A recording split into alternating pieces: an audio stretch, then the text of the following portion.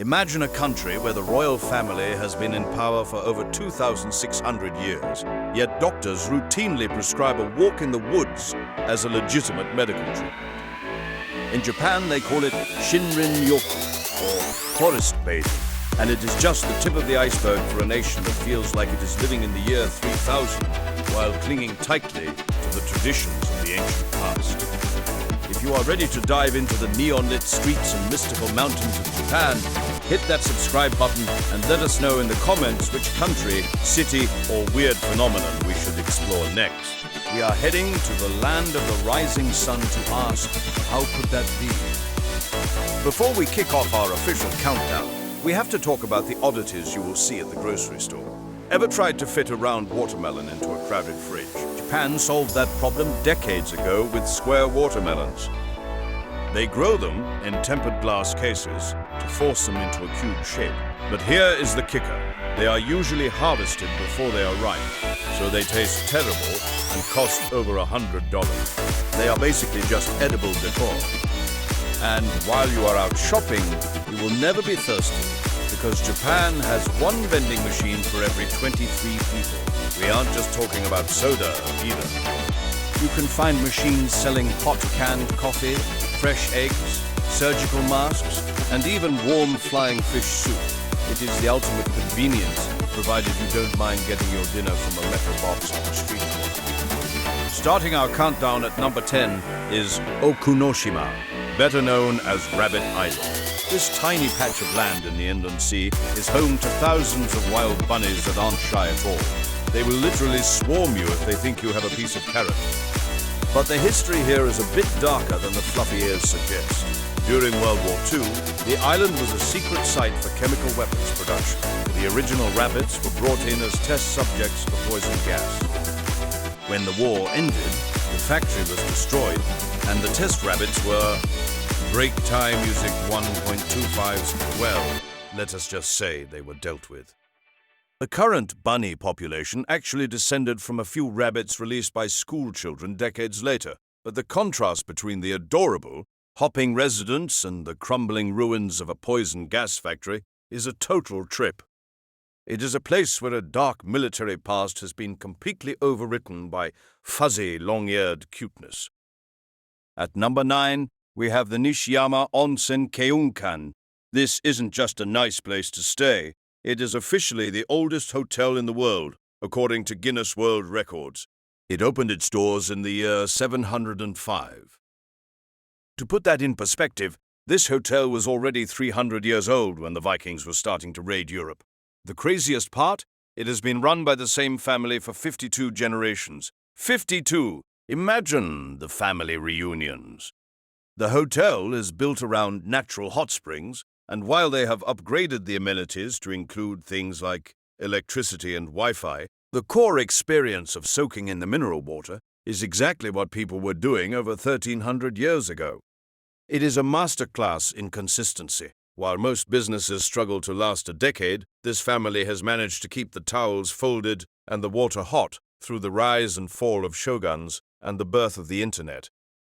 Number 8 takes us back to the produce aisle, but this time for luxury. In Japan, fruit isn't just a snack. It is a high-status gift. We mentioned the square watermelons, but that is just the beginning. There are specialized fruit parlors where a single ruby Roman grape can sell for hundreds of dollars, and a pair of Yubari King cantaloupes once sold at auction for over $45,000. These fruits are pampered like royalty. Farmers wear white gloves, give the melons little hats to prevent sunburn, and even massage them to ensure a perfect shape. Gifting a perfect, blemish-free peach is a sign of deep respect and social standing. It is a fascinating look at a culture that prizes perfection and presentation above all else, even if it means paying a month's rent for a piece of fruit that you are almost too afraid to eat. Coming in at number 7, we have a quirk that confuses every tourist who rents a car. Blue traffic lights. Well, they look blue to us anyway. In the Japanese language, the word ao historically covered both blue and green. When traffic lights were first introduced, the law said the go signal should be ao, but since ao mostly means blue to modern ears, the government faced a dilemma. Rather than changing the word in the law to the modern word for green, they decided to change the lights themselves. They tweaked the shade of green to be the bluest possible version of green that still technically qualifies as green under international law. So, you aren't colorblind. The Go light really is a distinct shade of turquoise that sits right on the edge of the spectrum. It is a perfect example of how linguistic history can physically shape the modern world. For number 6, let us look at the Japanese school system. If you walked into a typical Japanese elementary school at the end of the day, you wouldn't see a janitorial crew. Instead, you would see the students. From a very young age, kids are responsible for oshoji, or cleaning time. They scrub the floors, wipe the chalkboards, and even serve lunch to their classmates before cleaning up the dishes. There are no school cafeterias with lunch ladies. The kids do it all. The idea is to teach personal responsibility, humility, and respect for their surroundings. It clearly works, because Japan is widely considered one of the cleanest countries on earth. It is hard to imagine a kid littering when they know they are the one who will have to sweep it up later.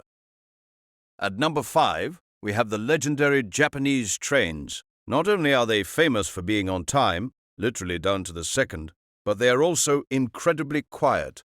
Not just the engines, but the people.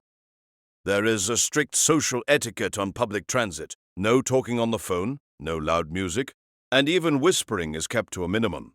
If your phone goes off, you will get looks like you just set off a firecracker. This culture of omotenashi, or wholehearted hospitality, means being mindful of the space you share with others. It makes a crowded morning commute in Tokyo feel strangely peaceful, even when you are packed in like a sardine. It is a level of collective cooperation that makes their massive transit system one of the most efficient in human history. Number 4 dives into a more somber social phenomenon known as hikikomori. There are an estimated 1 million people in Japan, mostly young men, who have completely withdrawn from society.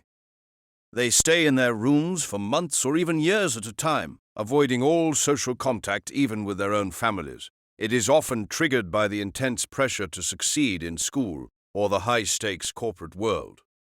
The government is struggling to find ways to reintegrate these modern-day hermits back into the world. It is a stark reminder that the high-efficiency, high-pressure culture that makes Japan so successful can also have a heavy psychological toll. Moving to number 3, let us talk about the samurai. Most people think they vanished after the Meiji Restoration in the late 1800s, but they didn't really disappear. They just changed clothes. When the warrior class was officially abolished, these highly educated, disciplined men moved into the private sector. They founded many of the massive corporations we know today, like Mitsubishi. The Bushido code of loyalty and honor didn't die out. It was channeled into the salaryman culture. This is why Japanese corporate culture is so famously intense. That level of dedication to a company is essentially the modern version of a samurai's loyalty to his lord. Instead of a katana, they carry a briefcase, and instead of a battlefield, they have the boardroom, but the spirit of the warrior remains the backbone of their economy. At number 2, we visit Aokigahara, also known as the Sea of Trees, located at the base of Mount Fuji. This forest is incredibly dense and eerie. Because of the high magnetic iron content in the volcanic soil, compasses often malfunction here, making it very easy to get lost. It is hauntingly beautiful, but it is best known to the rest of the world for a much darker reason. It has become one of the most frequent sites for suicide in the world. However, there is a cultural nuance here that is often overlooked by outsiders.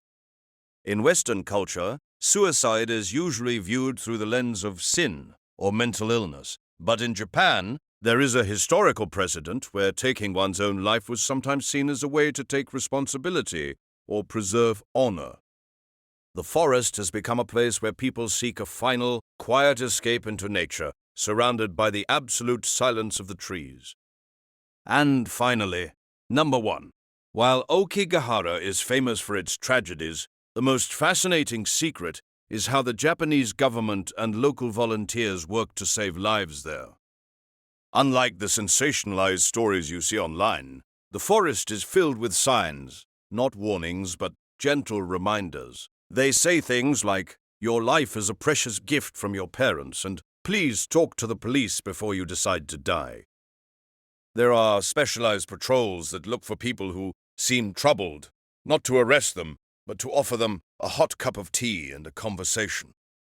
This blend of ancient, dark reputation and modern, compassionate intervention captures the heart of Japan, a place that respects its past, no matter how grim, while constantly trying to find a better, more supportive path forward for its people.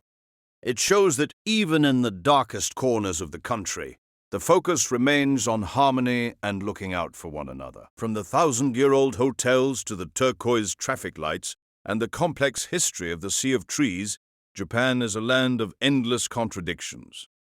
Which of these facts caught you off guard the most? Was it the 60-generation family business, or the fact that students mop their own classrooms? Let us know in the comments which country or culture we should dive into next. If you enjoyed this journey through the land of the rising sun, make sure to hit that subscribe button so you never miss another mystery. We will see you in the next one.